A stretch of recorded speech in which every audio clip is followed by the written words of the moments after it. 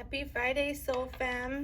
Coming in for these counterpart messages, which I will tell you guys in regards to sacred connections, the twin flame journey, all of that. I'm setting the intention of clearing the energy in and between us and between our higher selves as well.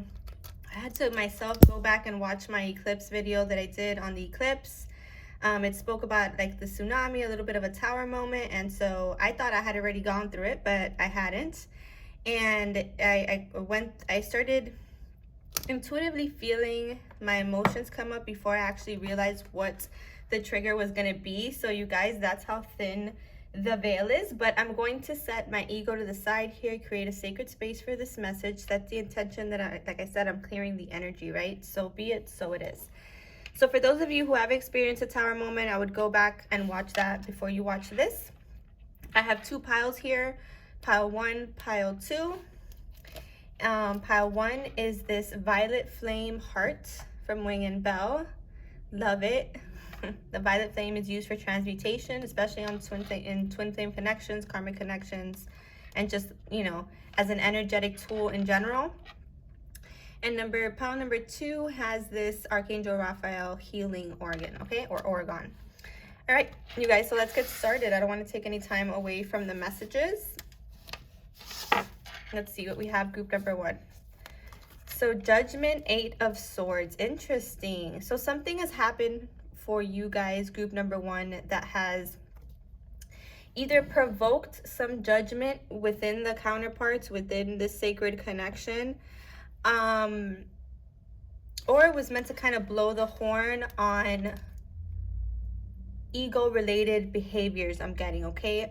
Because to me, the Ace of Swords is a revelation, is coming to terms with our own inner judgment with this energy here of others, but also with our own inner judgment for ourselves. So if you are going through any kind of emotions because of something that has triggered you, that you've seen or that you've experienced, Spirit is saying don't judge. Something needed to end here, a cycle, yes, a cycle, but also habits I'm hearing. And if it hurts too much to watch something, group number 1, it's better to put the boundaries necessary to hold your higher awareness, okay? And in essence, I guess you are placing judgment in a sense if you are creating boundaries with others, but Spirit is saying there is something divine about this. Like if something doesn't make you feel good, then you shouldn't be buying into that energy, right? And that's kind of like the revelation that's happening here. Like some of you will have to put strong boundaries between things in this connection or with your communication with your counterpart, because something just wasn't fair for one or both of you, okay?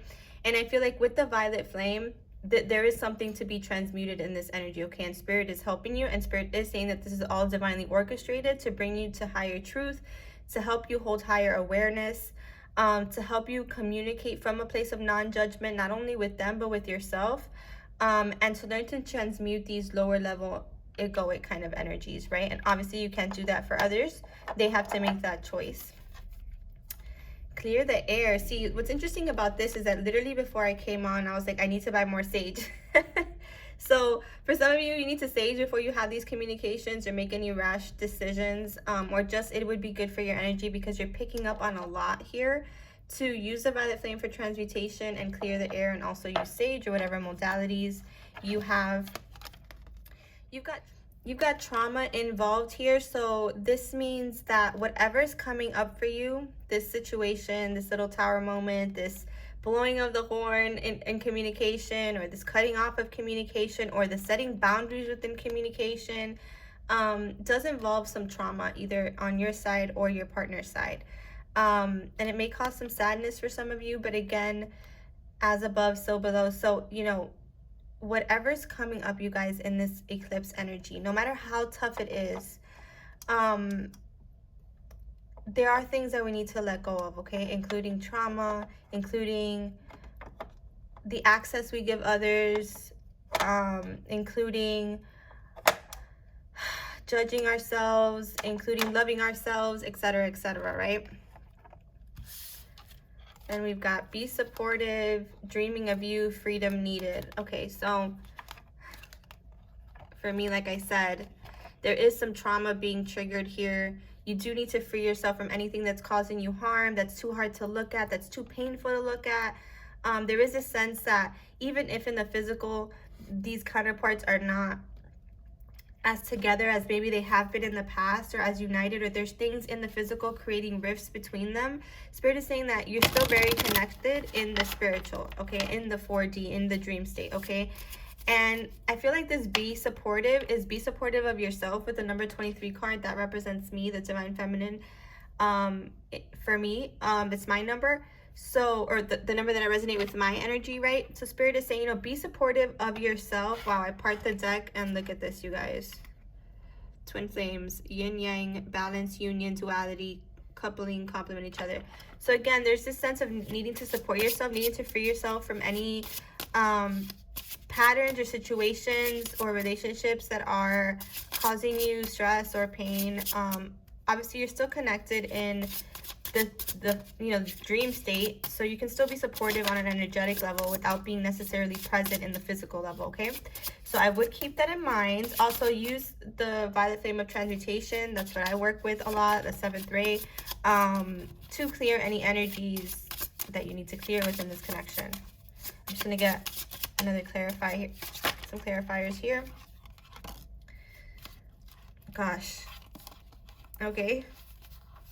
Oh my gosh, too many cards. Okay, soulmates, twin flames. So we are talking about all types of connections. We're talking about deep unions. There's a runner involved. There's some gambling involved with our choices as well. You know, be choosy, you know, about, again, what you let into your energy. It says codependent, obsession, possession, controlling, has a block, restraint.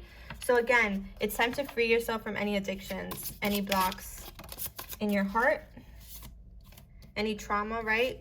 Face it, deal with your trauma, deal with your sadness, deal with what's bothering you, and do something about it. And it says mirroring each other's self-image, relationships reflect our wounds, introspection. Exactly. Group number 1, this relationship has been reflecting your wounds right now, your trauma. It's very normal during eclipse season. Again, the Judgment card indicates that whatever is ending, you know, better will align, okay? Especially with the Ace of Swords, and especially in communication, in terms of communication and just clarity, okay? And then we've got the butterfly. Yes, relationship evolving to the next phase, healing the inner child growth. So again, I do feel like this is going to take some time, but Spirit is promising you that it will reach the next phase.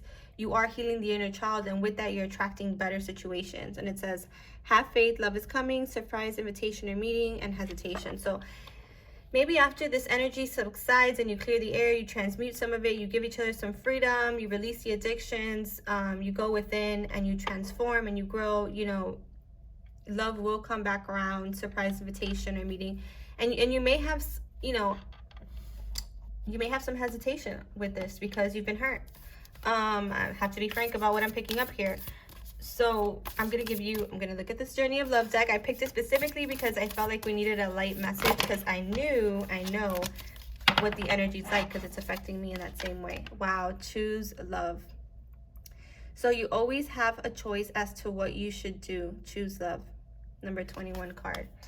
Wow, you guys. So again, the ego is heavily involved here. You are asked to rest and relax. We all have a fundamental need to take a break. And yeah, I definitely feel like the next couple of days, especially with this long weekend, if you can take a break and relax, I would really suggest it.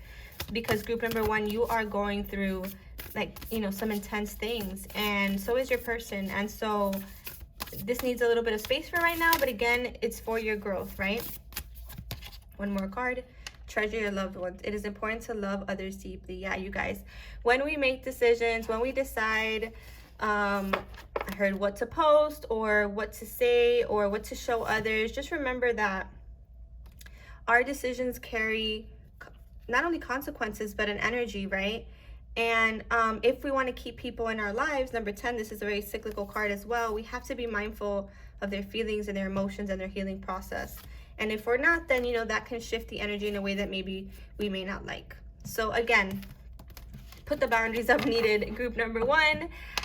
This message is a little heavy, but it's what's needed in this eclipse energy. And you know that we go through the eclipse energy up to 4 days after it actually happens. So group number 1, I hope that resonated. Choose love and not ego. I know it's hard right now. Ego is rampant. But again, you are equipped, and I have faith that you will do what it takes to move through this energy and clear the air. So group number 2, let's see what's up with you guys. And you guys got 3 cards.